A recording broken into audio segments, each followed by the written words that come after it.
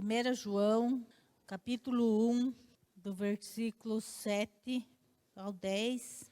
Depois nós vamos ler mais alguns textos, mas todos em 1 João. Mas se andarmos na luz como Ele na luz está, temos comunhão uns com os outros, e o sangue de Jesus Cristo, seu Filho, nos purifica de todo pecado. Se dissermos que não temos pecado, enganamo-nos a nós mesmos, e não há verdade em nós. Se confessarmos os nossos pecados, Ele é fiel e justo para nos perdoar os pecados e nos purificar de toda injustiça. Se dissermos que não pecamos, fazemo-lo mentiroso, e a sua palavra não está em nós. Agora, capítulo 3, do versículo 7 em diante. Filhinhos, ninguém vos engane. Quem pratica a justiça é justo, assim como ele é justo. Quem pratica o pecado é do diabo, porque o diabo vive pecando desde o princípio. Para isto, o Filho de Deus se manifestou, para desfazer as obras do diabo. Qualquer que é nascido de Deus não vive na prática do pecado, porque a sua semente permanece nele. E não pode viver pecando, porque é nascido de Deus. Nisto são manifestos os filhos de Deus e os filhos do diabo. Qualquer que não pratica a justiça e não ama seu irmão, não é de Deus. Agora nós vamos para o capítulo 2, versículo 6. Aquele que diz que está nele também deve andar como ele andou. E por último, capítulo 5, versículo 18. Sabemos que todo aquele que é nascido de Deus não vive pecando, mas o que de Deus é gerado conserva a si mesmo e o maligno não lhe toca. Irmãos, aqui na carta de 1 João está falando muito, sobre o pecado, sobre a diferença entre os que são filhos de Deus e os que não são, E está falando muito do que Jesus fez, Do resgate que Jesus fez por nós, Então, Jesus é a nossa propiciação. O que é propiciação? Jesus é a propiciação dos nossos pecados, isto é, o próprio meio, o sacrifício de expiação, o sacrifício que traz o perdão do pecado ser possível. Expiação. Expiar significa unir ou reconciliar através de um sacrifício que elimina a culpa ou a dívida. Então, no Antigo Testamento se fazia sacrifício, Lembra que tinha a mesa, o altar da expiação. Então, era oferecido ali um animal para cobrir os pecados. Mas aqui João está falando que Jesus, ele se fez o meio para que um pecado nosso não fosse então mais só coberto, mas fosse tirado. Jesus, ele não encobriu o nosso pecado, ele tirou o nosso pecado. Jesus também é reconciliação, Reconciliação significa restituição da paz ou das relações perdidas. O sacrifício de Cristo eliminou a causa da separação entre Deus e os homens. A reconciliação é conseguida pelo perdão dos pecados. Então, quando o homem pecou, houve uma separação entre nós e Deus. Houve uma separação. E Jesus, ele foi o que fez essa reconciliação. Ele nos religou a Deus através da sua morte na cruz.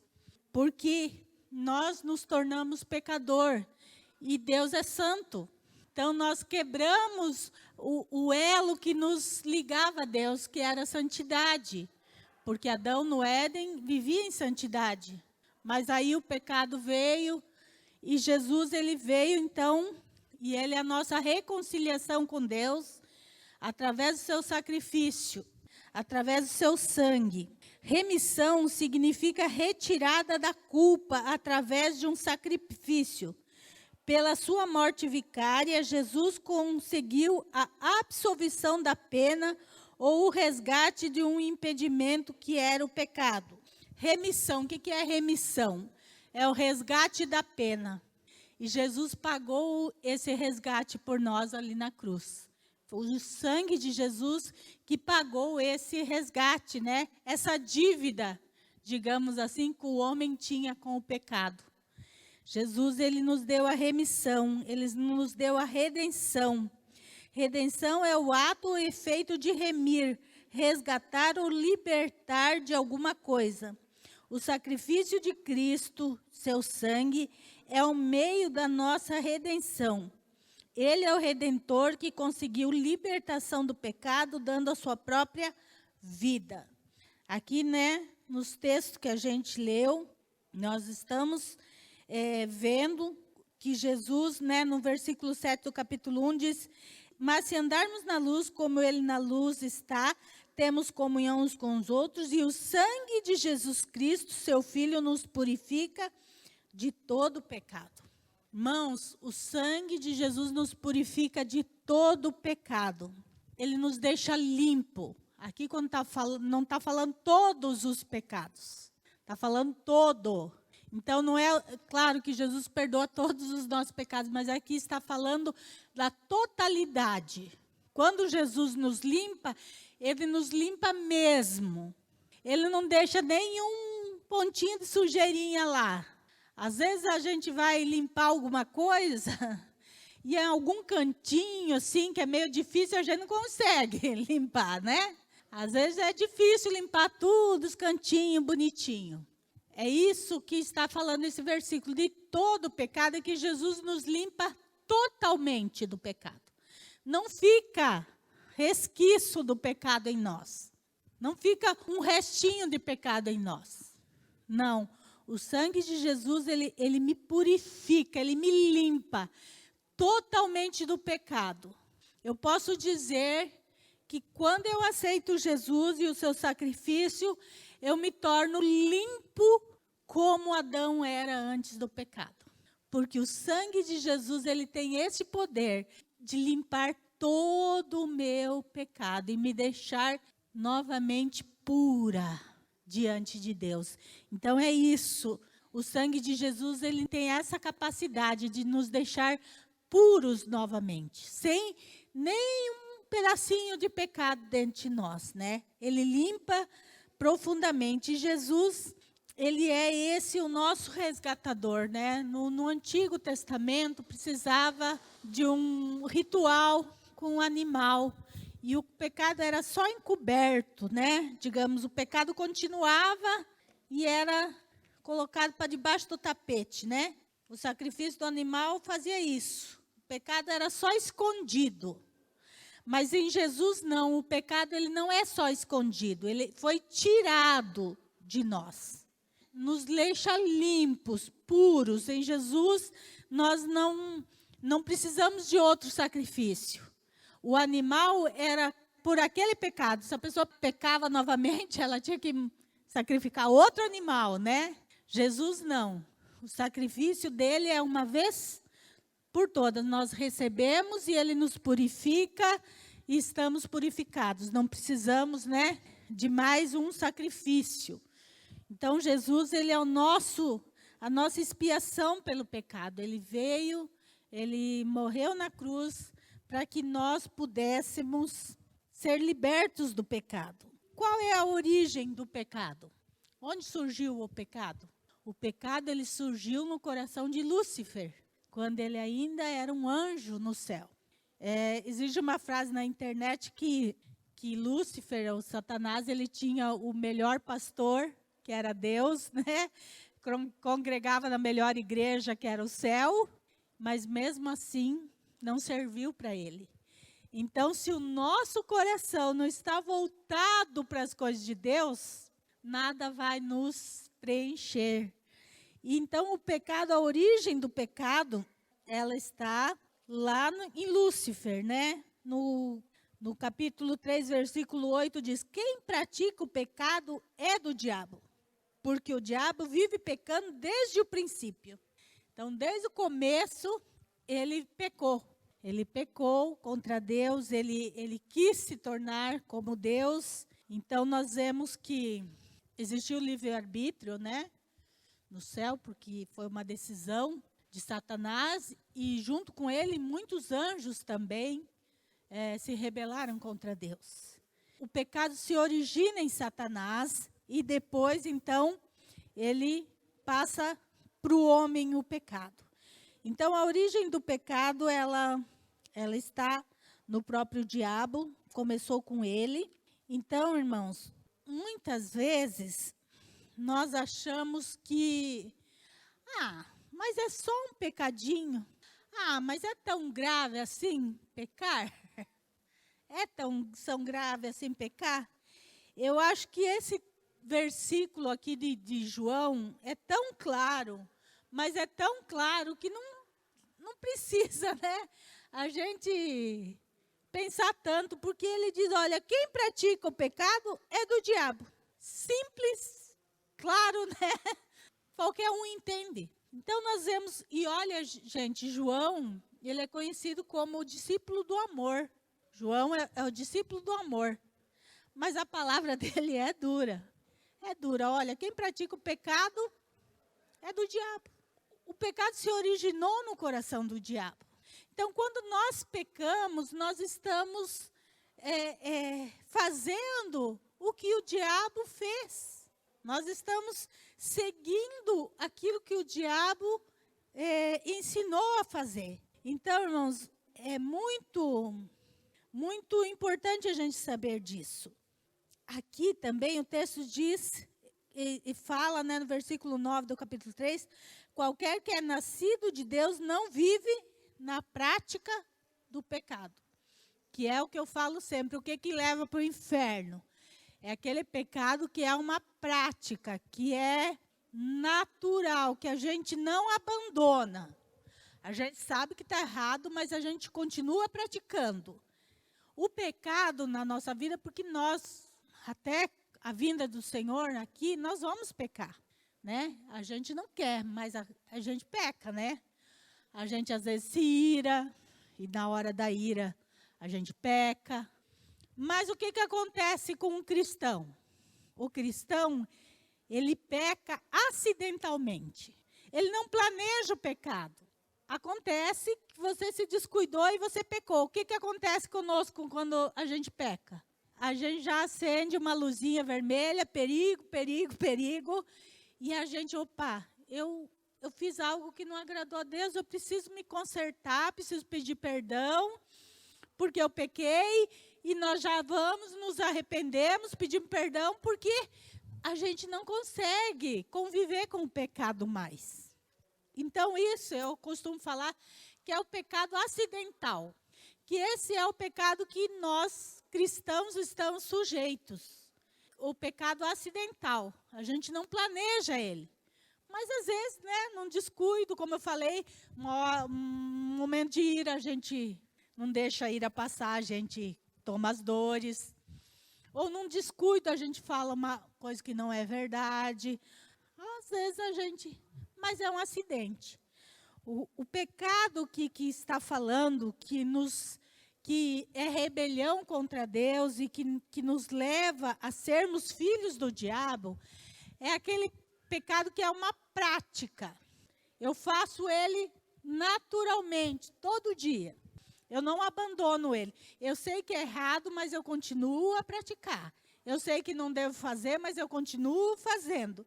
Então, este pecado que vira uma prática na nossa vida, é esse pecado que é perigoso, que nos leva para o inferno. Por quê, irmãos? Porque não há arrependimento.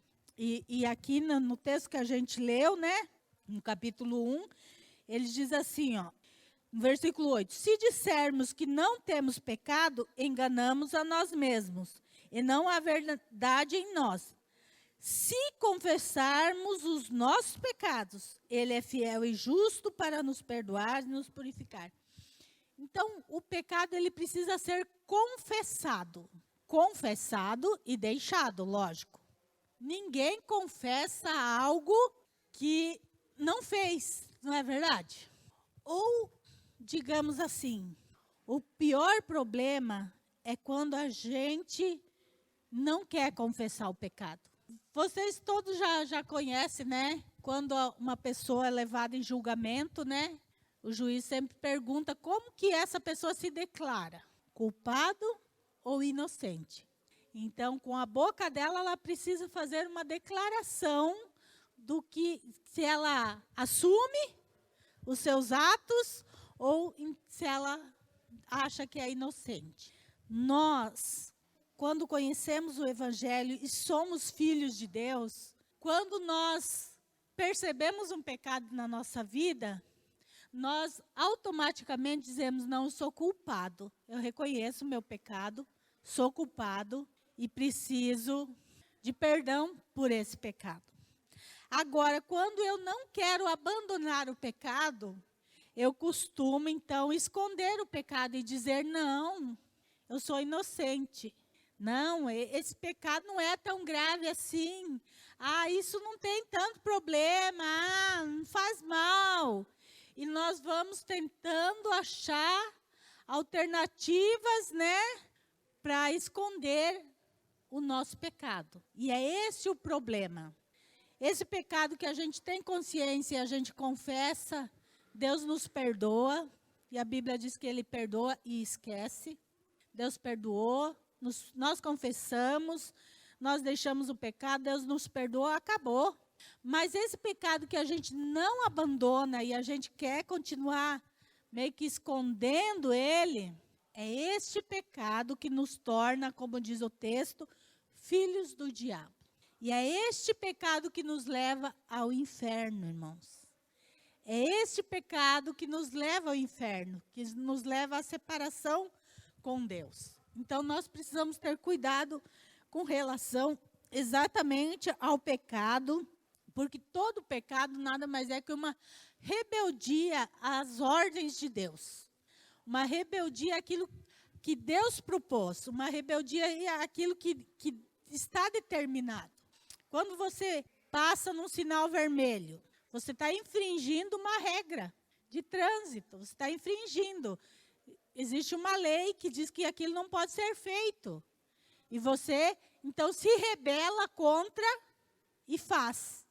O pecado é isso. Nós nos rebelamos contra algo que vai contra o que Deus quer e nós fazemos. Então, nós estamos se rebelando, é uma rebelião.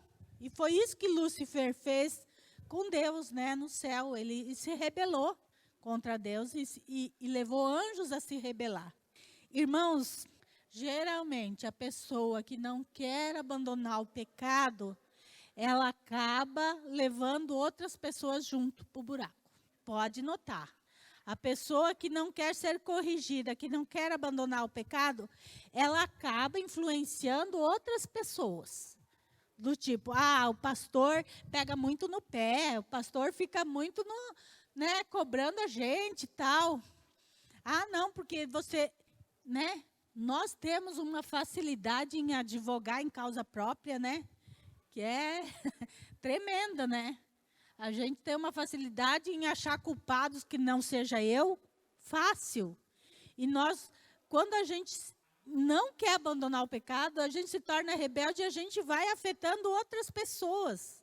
E foi isso que Lúcifer fez no céu, né? Ele se rebelou e levou anjos a se rebelar, porque, né, nós não queremos deixar aquela posição. E isso que a Bíblia condena. E foi a mesma coisa que ele usou para seduzir Eva. Não foi o mesmo argumento que ele usou com Eva? Não, se você comer, você vai saber o bem e o mal, você vai ser igual a Deus. E Eva, você é igual a Deus. Eva não se tocou que o bem ela já conhecia, ele estava oferecendo o mal. Conhecedora do bem e do mal. Bom, o bem ela conhecia, ela morava no paraíso. Né? Ela ia conhecer o quê? O mal, mas, né? Ser semelhante a Deus, né? A soberba, né? Exatamente. Na tentação de Jesus, o que o diabo oferece para Jesus? Mostra todos os reinos da terra e ele fala, tudo isso te darei, tudo é seu, se você me adorar. soberba de novo. Porque o coração do homem, ele acabou adquirindo o pecado e nós somos soberbos. O homem gosta de poder. O homem gosta de poder. O homem gosta de estar em evidência. A estratégia maligna é sempre oferecer aquilo que nos atrai. Tem coisas que atraem mais a um, por exemplo. Tem gente que gosta de estar em evidência. Tem gente que já não gosta de estar em evidência. Então, as pessoas que gostam de estar em evidência, lógico que o Satanás sempre vai propor aquilo que mexe com o ego, né? Aquilo que te faz sentir, né? Aquele gostinho.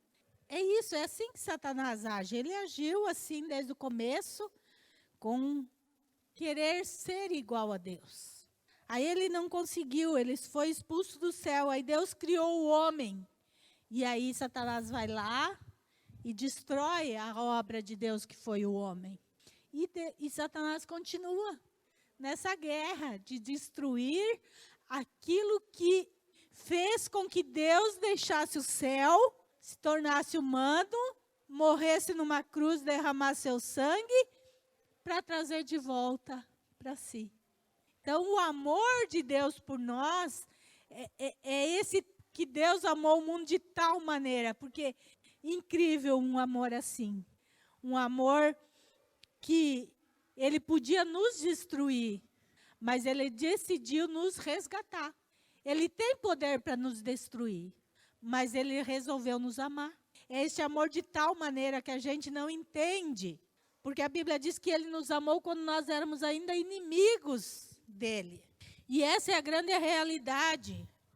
O homem, ele só se aproxima de Deus quando ele não aguenta mais o fardo do pecado.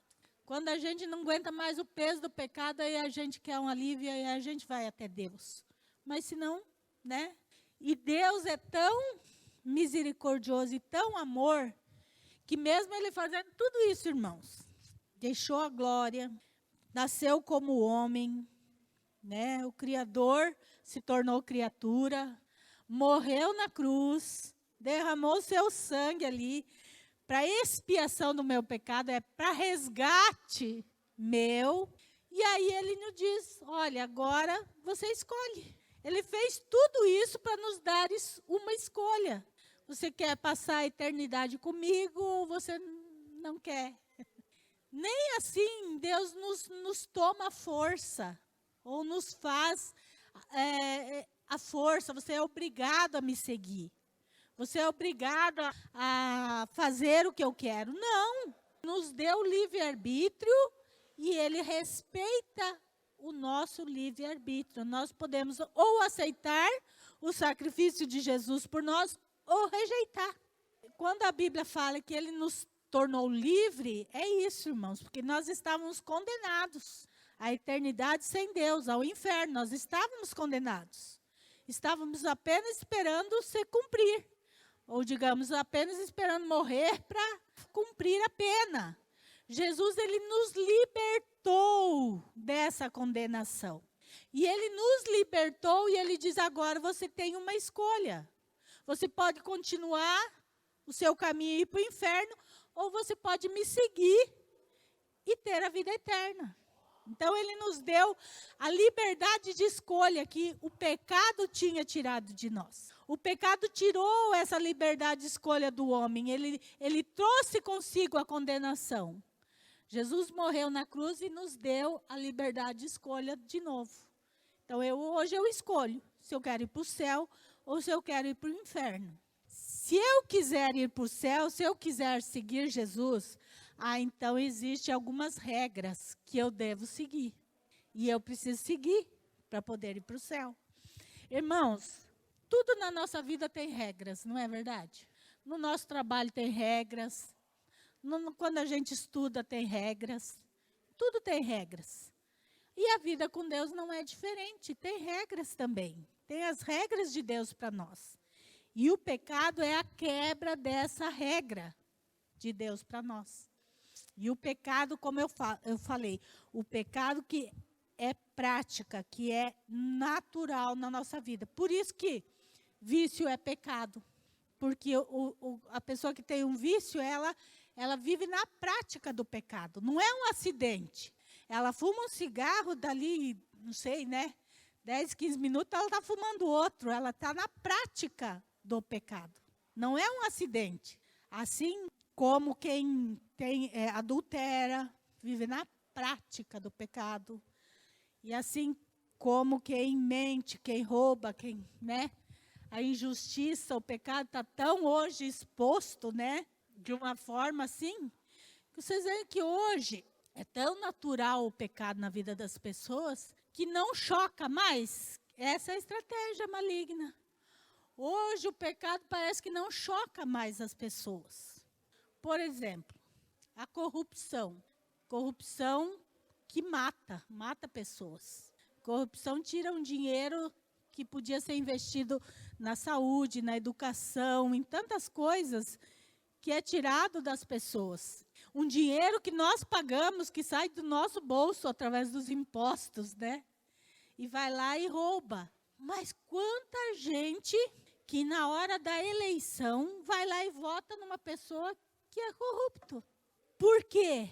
Ah, mas ela roubou. O Maluf, começou com o Maluf esse negócio. Ah, ele rouba, mas faz.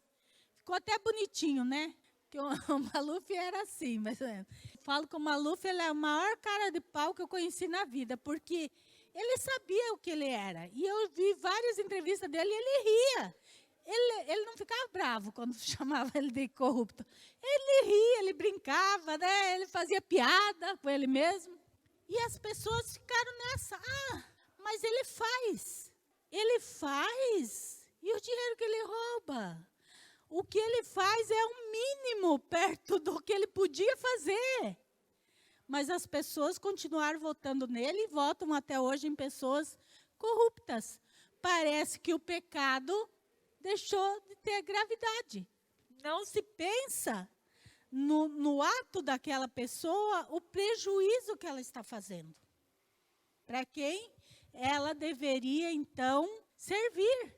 Irmãos, o nosso Brasil tem potencial para ser uma grande nação. Mas olha a pobreza. Nós vivemos num contexto melhor do nosso país, né? Região sul e sudeste são as melhores do Brasil. Vai para o norte e nordeste para você ver. Tem pessoas que vivem ainda sem saneamento básico no século XXI. Pessoas que vivem sem ter água potável no século XXI. Mas vai dizer que no Brasil não tem condições de sarar essas coisas? Tem sim. O Brasil tem condição de ser uma nação sem isso. Mas essa cultura de roubar faz parte. Então, parece que não é mais feio. Quando o pecado ele começa a deixar de ser feio, que é o perigo. Quando a gente começa a achar que o pecado não é tão feio e não é tão grave, é o perigo, irmãos. Porque daí a gente vai e quando a gente vê, a gente está praticando o pecado. E é a prática do pecado que nos leva ao inferno. E nós precisamos ter sempre isso em mente. Nós precisamos entender que Jesus, ele nos limpa, ele nos purifica. E aí, depois, ele quer que nós venhamos à santificação. A santificação, em Hebreus, fala que sem a qual ninguém verá o Senhor. Então, hoje em dia, se diz por aí, né? Se prega um evangelho fácil por aí. Ah, mas não tem problema. Não é tão assim. Ora, se sem a santificação ninguém verá o Senhor, então tem problema eu viver na prática do pecado. Então, esse evangelho fácil que está se ensinando, está dizendo que você pode fazer o que quiser, mas também você vai colher os frutos e aí no final, mas Senhor, apartai-vos de mim, não vos conheço. Né? E quem falou isso foi o próprio Jesus, lá em Mateus 24, né? Então, irmãos, a gente tem que ficar com o que a Bíblia fala, não o que as pessoas falam. E quem falou isso foi o próprio Jesus, então é inquestionável. Se fosse Pedro, Paulo, algum dos apóstolos, nós podíamos até questionar alguma coisa, mas não, foi o próprio Jesus. Ele diz, olha, muitos naqueles dias dirão, mas Senhor, em teu nome a gente não fez isso e aquilo. Ah, apartai-vos de mim, porque também praticaram a iniquidade. Então, quer dizer, sem a santificação, eu não vou ver a Deus.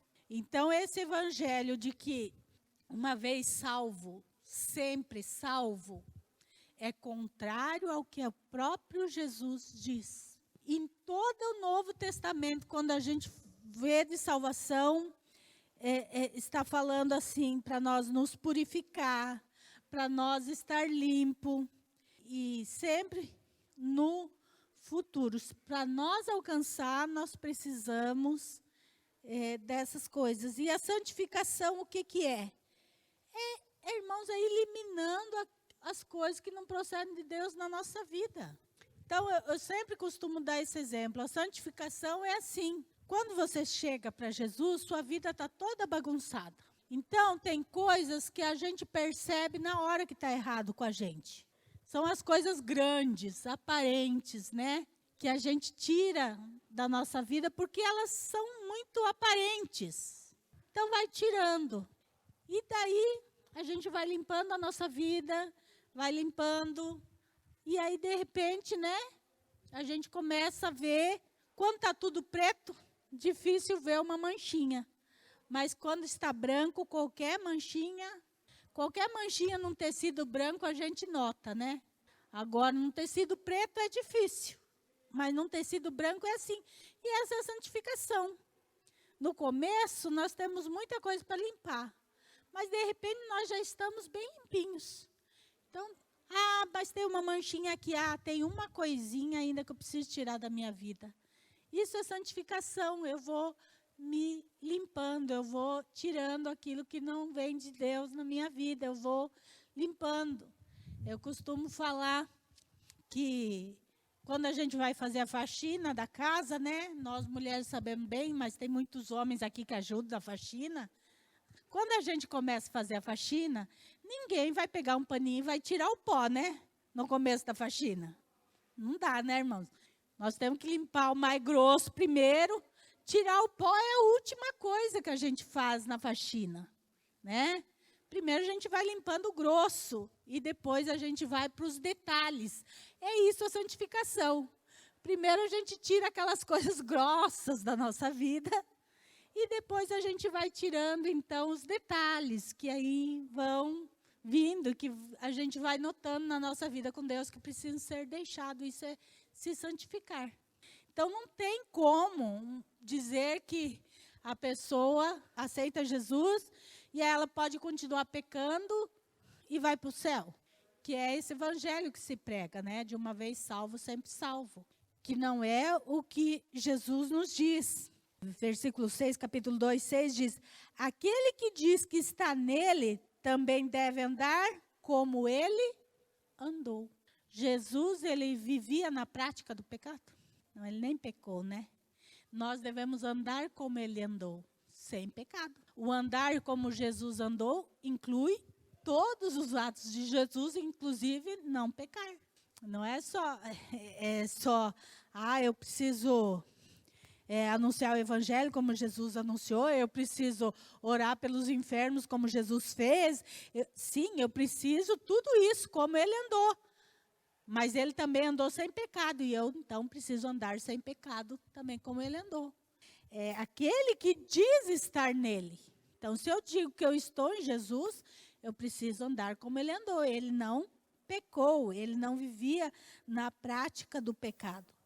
O pecado, ele nos separa de Deus, irmãos. Ele impede, lá em Isaías fala isso, que ele impede que as nossas orações sejam ouvidas por Deus. Então, olha como o pecado para Deus é terrível.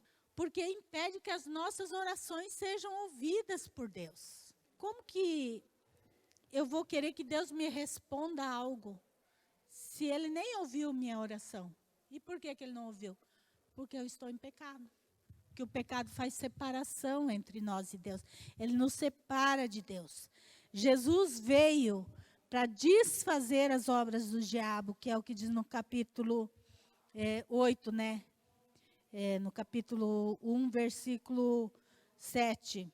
Ele veio para nos purificar de todo pecado. Agora, se dissermos que não pecamos, fazemos mentiroso e a sua palavra não está em nós.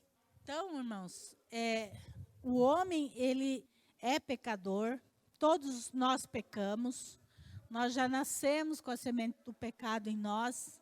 Jesus nos purifica quando nós aceitamos Jesus, Jesus nos limpa, nos purifica de todo pecado, mas nós temos que sempre ter em mente a nossa condição de pecador.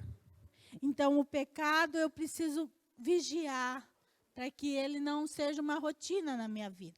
Quando a gente se conforma com o pecado, irmãos, nós corremos um risco grande de não alcançar aquilo que a gente está querendo, que é a eternidade com Deus. A nossa vida aqui é muito passageira, ela é muito breve. Essa semana morreu um pastor da nossa convenção, acho que o pastor mais velho da nossa convenção, pastor Pedro Mendes. Ele morreu com 100 anos. Ele completou 100 anos esses dias e essa semana ele faleceu. 100 anos, ele viveu muito, né? Poucas pessoas conseguem chegar aos 100 anos hoje. Mas eu estava pensando, o que é 100 anos perto de uma eternidade? O que é 100 anos para nós? Nossa, 100 anos, né? Mas o que é 100 anos perto de uma eternidade? Ele já começou a eternidade dele. Ele começou a eternidade dele. Cremos que está com o Senhor porque era um homem de Deus. Mas, irmãos, a nossa vida é muito frágil para nós descartarmos a salvação. Nós agimos como se fôssemos eternos, mas não somos. E a pandemia, esse vírus nos mostrou a fragilidade que a nossa vida é. E as pessoas hoje estão tão distantes de Deus e achando que são eternas, né? E que não precisam de Deus, e que não precisam abandonar o pecado, e estão se esquecendo da fragilidade humana. E também que Deus está voltando. Não demora para Deus voltar. A Bíblia diz assim, lá em Mateus, como foi nos dias de Noé, assim há de ser na vinda do Filho do Homem. Quando Noé anunciou o dilúvio, ninguém acreditou em Noé. E as pessoas zombavam de Noé e viviam do mesmo jeito. Não houve arrependimento. Tanto que só Noé se salvou.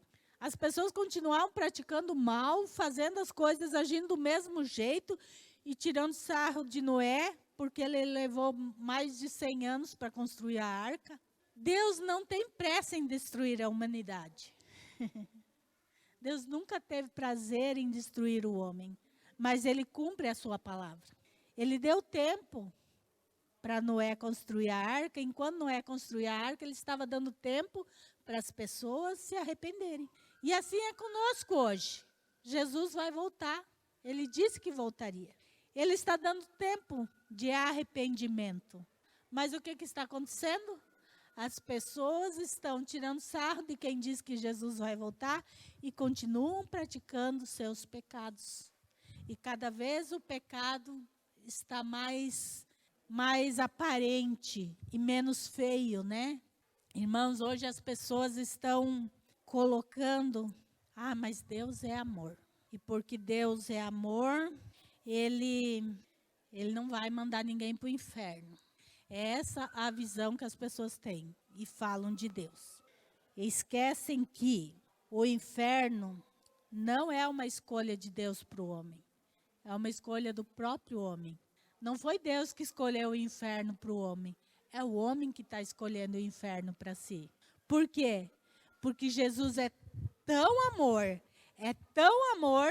que ele desceu do céu, se tornou homem, morreu na cruz, derramou seu sangue para nos dar a salvação. Mas mesmo assim o homem não aceita. Isso é amor. Este é o amor de Deus por mim e por você. dele vir e pagar o preço do nosso pecado. Que nós não podíamos ser a expiação do nosso pecado. Mas o inferno foi a escolha do homem e ainda é hoje a escolha do homem. Não tem nada a ver com Deus. Então essa questão, mas Deus é amor. Ele já demonstrou o seu amor. Agora, cabe a mim aceitar ou não esse amor. Por exemplo, quando eu falar do Mike e a Taimara, eu tenho mais liberdade com eles. Se o Mike quisesse namorar a Taimara e ela não quisesse, o que o Mike podia fazer? Porque a relação é feita de duas pessoas. E para dar certo, as duas têm que querer. Não basta uma só. A nossa relação com Deus é assim também. Não basta Deus querer me dar salvação, eu preciso querer ela também. Deus me oferece. Cabe a mim aceitar ou não. Mas quando Deus me oferece, Ele diz, olha, é assim, assim e assim. Quando o Mike foi namorar com a Taimara, eu posso falar, porque eu conheço. Irmãos, a Taimara começou a ir na igreja, era uma pivetinha, era uma menininha. A Vitória, a irmã dela que veio aqui na igreja, eu acho que a Vitória tinha uns 3 aninhos, né, Taimara? Ela vinha no meu colo, era um toquinho. Esse dia ela me pediu um colar que eu tinha. Cadê o seu colar que eu ficava brincando com ele? Ela ficava mesmo o culto inteiro brincando com ele. Quando o Mike começou a namorar a Taimara impôs algumas regras para o Mike. Não é verdade, Mike? Olha, eu sou cristã. Se você quiser namorar comigo, você tem que ir na igreja e tal. Agora, dependia do Mike, né? Aceitar ou não. Se ele realmente estava afim da Taimara e queria ela, ele tinha que aceitar as regras. Senão, nada feito. Irmãos, a nossa relação com Deus é assim também. Deus, você quer ter um relacionamento comigo? Joia, eu quero ter um relacionamento com você. As regras são essas. Aceitar ou não é eu que decido, é minha decisão. Como a gente fala, assim, Deus não pega a nós a força e nos obriga a nada. Quem pega a força e obriga é Satanás. E essa é a diferença entre Deus e o diabo. Deus nos dá a opção de escolha. Satanás, ele nos faz de escravos, né? Ele não pede licença e ele vai destruindo a nossa vida. Deus não. Deus diz, eis que estou à porta e bato. Se você abrir a porta, né? Eu vou entrar na sua casa, eu vou estar na sua casa, eu vou fazer parte da sua vida. Mas se você não quiser que eu entre, eu não vou arrombar a porta, eu não vou entrar à força, eu não vou fazer nada disso. Então, irmãos, é assim o nosso relacionamento com Deus. Se nós o aceitamos, então nós aceitamos as regras desse relacionamento. E nós abandonamos o pecado. O pecado, ele não faz mais parte da nossa vida. Porque agora nós temos algo melhor do que o pecado. Que é Deus. Que é a salvação em Jesus Cristo. E Ele nos tornou filhos de Deus. Por adoção. Nós somos filhos adotivos de Deus. O único filho de Deus é Jesus Cristo. Essa confusão que as pessoas falam, né? Todos são filhos de Deus. É assim que as pessoas dizem, né? Não. Nós somos todos criaturas de Deus. Deus nos criou. Então, nós somos criaturas. Quando Deus fala lá em Marcos, ide pregar o evangelho a toda... Ele não fala a todos os filhos de Deus. A toda criatura. Quem crer e for batizado... Então, nós nos tornamos filhos por adoção. Mas o filho adotivo tem os mesmos direitos do filho legítimo, não é verdade?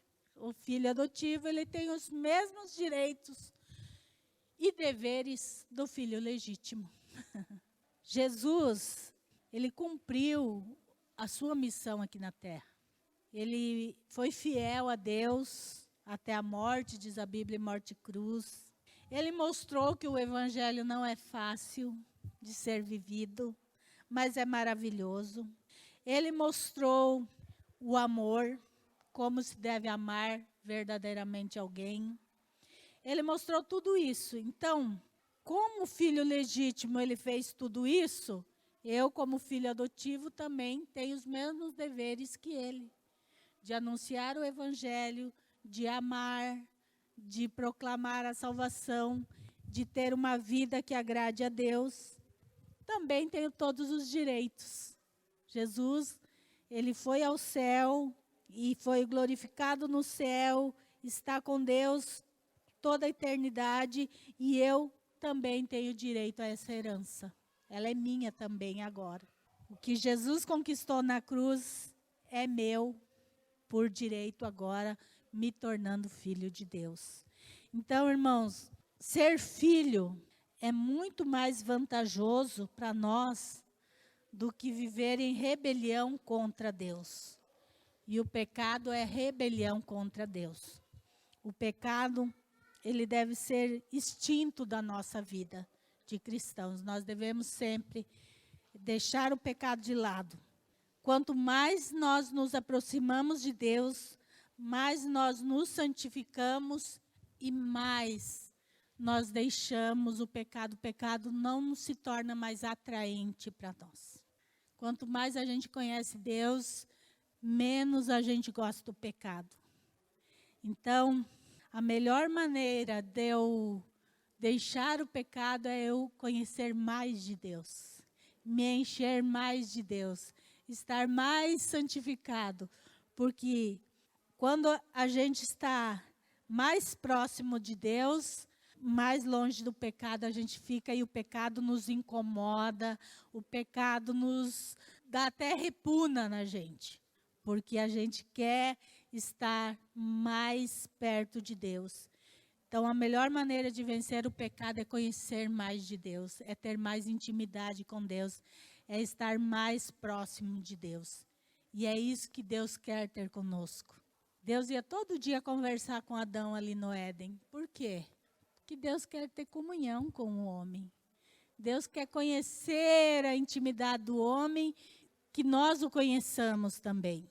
E eu imagino que delícia que era, né? Todo final de tarde, Deus ali. E aí, Adão, o que você aprendeu de novo hoje? E ali, Adão contando os seus problemas para Deus e as suas limitações, e Deus se alegrando. E é assim conosco, irmãos. O plano de Deus é o mesmo para nós. Deus quer ter essa comunhão conosco.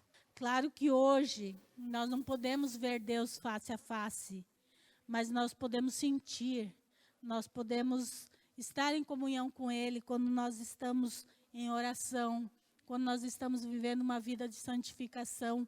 Deus está conosco.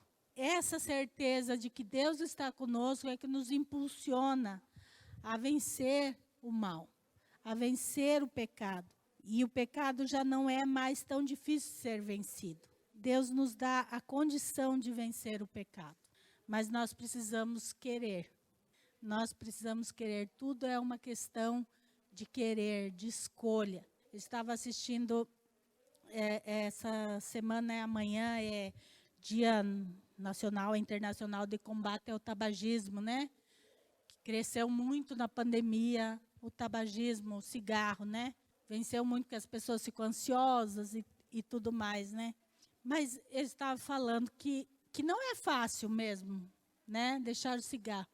Mas a pessoa tem que decidir, né? Eu vi um médico falando, olha, faz mal para a saúde, tem alguns medicamentos que ajudam, e tem muita coisa. Daí a médica falou assim, mas o principal é a pessoa querer. O principal é a pessoa decidir que não quer mais. Se não houver uma decisão da pessoa, irmãos, nada tem jeito. Até para um vício, tem até coisa que ajuda, mas o que realmente faz diferença é a pessoa tomar uma decisão. Assim é a nossa vida com Deus. Assim é a nossa vida com relação ao pecado. Não, eu vou decidir que eu quero Deus e eu não vou mais pecar. Tem que ser uma decisão nossa. E isso Deus não faz. É uma decisão nossa. O que nós não podíamos fazer, Ele fez, que foi morrer na cruz. Agora, decidir sobre o pecado já é uma decisão nossa. Deus não vai fazer por nós. Cabe a nós rejeitar o pecado. Então, que nós possamos realmente ser cristãos como diz João aqui, né? Aquele que diz que está nele também deve andar como ele andou. Que nós possamos andar como ele andou na nossa vida com Deus.